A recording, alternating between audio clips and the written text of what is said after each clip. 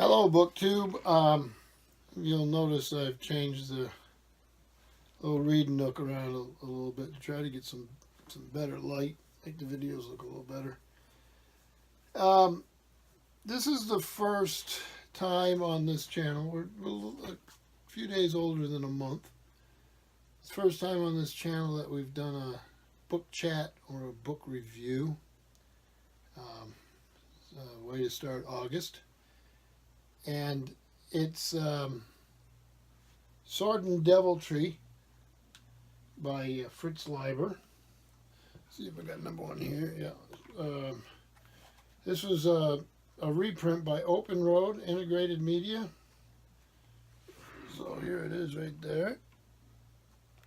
A nice little reprint.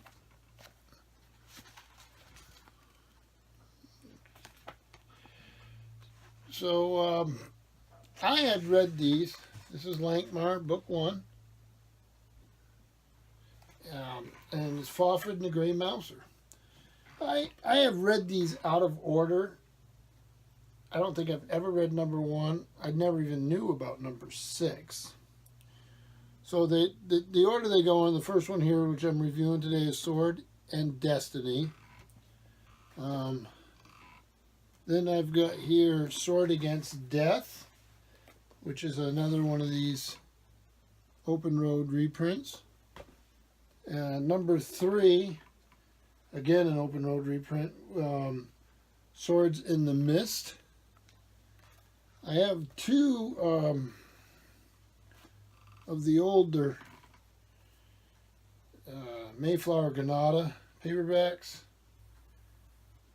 I've got number 4 here, which is Swords Against Wizardry. I really like the covers on these. Number 5, which is the Swords of Lankmar. Again, a Mayflower Granada. And then there's a 6, like I said, which I've never seen, or if I've seen, I never noticed. Swords and Ice Magic. So the series is known as the Lankmar Fantasies. They're about these 2 characters, Fafhrd and the Grey Mouser. Fafhrd's a big old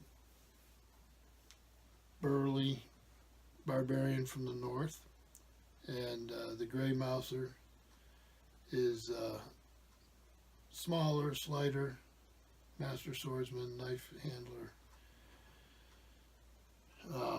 from the south of this world called Narwan.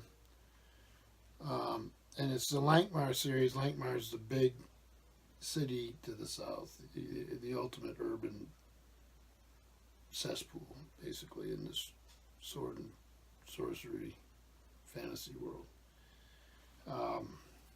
I've got other Fritz Leiber books. I have a section here to read out of an old science fiction book club collection called an anthology of adult fantasy, Kingdoms of Sorcery, edited by Lynn Carter. There it is. And this thing, Lynn Carter edited an awful lot of these sword and sorcery type books. Garden City, New York, 1976.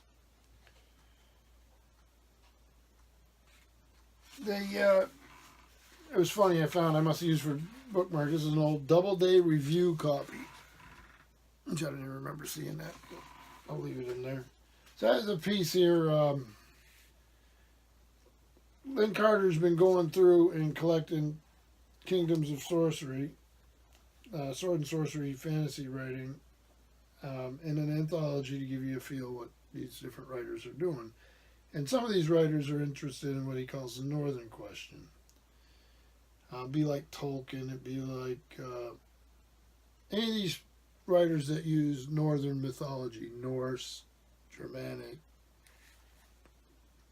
any of that sort of thing. So he calls it the Northern thing. So it starts out, the writers interested in the Northern thing are still with us, of course. I will let one last example of the school in before passing to another tradition. Fritz Leiber, 1910. So Leiber's alive when this is written. He died in 92.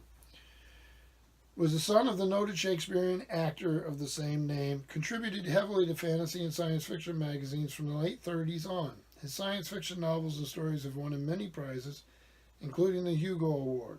He also won the Nebula, and Science Fiction Writers of America made him a lifetime Grand Master. It is with the Fafhrd and Grey Mouser saga that we are chiefly concerned here.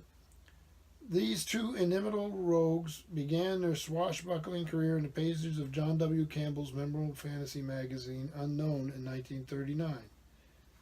And he has here a short piece, The Two Best Thieves in Lankhmar, which I will read as part of my project here and report back to everybody. So that's Fritz Leiber, lifetime Science Fiction Writers of America Grand Master. The book itself, Sword and Deviltry, like I say, is the first one, and it introduces our main characters, and it does so in a threefold manner. The first part introduces Fafhrd. He's a northern barbarian. The land is ice, snow. There are some forests. The men are pretty much under the control of the women. His mother is Mor, M-O-R. She's a snow sorceress. And her and the other women have their tent where they do their incantations. And he also has a pregnant girlfriend, Mara. And his father, who was a bit of an adventurer and not so much under the women's control as they would have wished. His name is Nalgron, and he's already dead before the story starts. And Fafhrd has a little bitterness towards that. So a theatrical and trading troupe comes north, as they do annually. The men go to their tent. The women aren't happy about it because they know part of this whole trading thing is also the show, and it's the type of show that historically men might enjoy. So the women are not happy. Without giving anything away, Fafhrd's always dreamed of going to civilization. He's a bit of a dreamer like his dad was, doesn't like being under control. Things happen with this actress, Vlana. There's a conspiracy, all sorts of swordplay and adventure, and the two of them make their way, Fafhrd and Vlana, leaving behind Mara, the pregnant Mara, and Mor, his mother, Fafhrd and Vlana, escape and make their way to Lankhmar, which is the cesspool city in this world. Second part. Mouse is a wizard's apprentice. His master is Glavis Rowe. Glavis Rowe practices white magic. He's a very good character. But by the time we arrive on the scene, he's been murdered. Mouse has come back from this big quest, part of his training, to be a wizard himself. He blames a local Duke, General, who's been implicated in the wizard's death. General's daughter is a Varian, who's a bit cowardly. She'd also been training under Glavis Rowe. And Mouse blames her as much as he does the Duke. Through complications and more of a sorcery type adventure, the Duke dies. Mouse and the Varian escape and make their way to Lankhmar.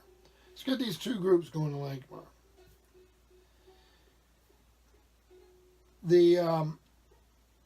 So then the third part of the story is the meeting up of now the Grey Mouser instead of Mouse. He's gone from being a mouse or a victim to being the Grey Mouser. And Fafhrd meet in the city of Lankmire. Eventually, their two girlfriends meet. I'm not going to give away any spoilers here, but Fafhrd and Grey Mouse realize they've met in the past. Fafhrd had spent a season on a pirate ship from his people, and Mouse, now the Grey Mouser, had sought transport on that ship to get somewhere on his quest. So, Fafhrd's girlfriend, Vlana, hates the Thieving Guild and wants revenge on them, and that causes a spiral of adventures and near disasters that wrap up this story and bring our two heroes together so that we can go further into the series. It's done very well. It's very fast paced. We see Fafhrd become the Fafhrd that will be part of the series. He has his innermost characters already there, but through these tribulations and adventures and this breaking free from his family and his tribe to seek his own way, we have a character that's believable. And then the same thing with Mouse, who becomes the Grey Mouse, where he's still at the heart. The stuff that makes him who he is believable to what his character becomes. And then the final adventure ties it together to create these two young men who go on to have further adventures. So I thought it was well written. It's very clean prose. There's not a lot of wasted words. Found myself tensing up at the right points, getting excited. Really intense as I was reading it, which I really enjoyed. And so I would give it, like I said, I've said before on this channel, I don't do the stars because I never really understood how you can explain a book with stars. But personally, I enjoyed it as an entertaining read. It's not a huge book. It is part of a series and a fast-paced, just enjoyable entertainment. So I would recommend it. And that was the first book discussion or review on this channel and the first book of August. Thank you, BookTube.